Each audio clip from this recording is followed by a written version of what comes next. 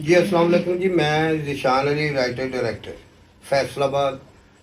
और मैं उम्मीद करदा कि ड्रामे वास्ते जिहड़ा कोई बेहतर लाया अमल तैयार किया जाएगा, क्योंकि साडे जिहड़े वड्डे सानूं कहंदे हुंदे सन कि मैं उस खेल नूं म्यारी खेल समझदा जिहड़ा तुसीं अपनी माँ भैन और बेटी ने बैठ के वेख सको। तो देर आए दुरुस्त आए। थिएटर वास्ते जो बेहतर इकदाम हो रहे हैं असी उन्होंने नाल हाँ।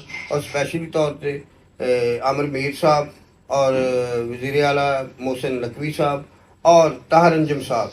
ताहर अंजुम साहब दी बड़ियां कोशिशां ने इस काम वास्ते, और असी ताहर अंजुम साहब दे कदम ना कदम मिला के चलने की इंशाल्लाह कोशिश करांगे।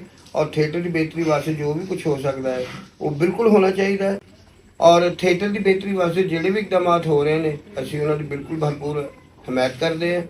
थिएटर बेहतर होना चाहिए ताकि अच्छा थिएटर देख के लोग वो तो कोई मैसेज लैके जान, ना कि बुरा थिएटर देख के लोग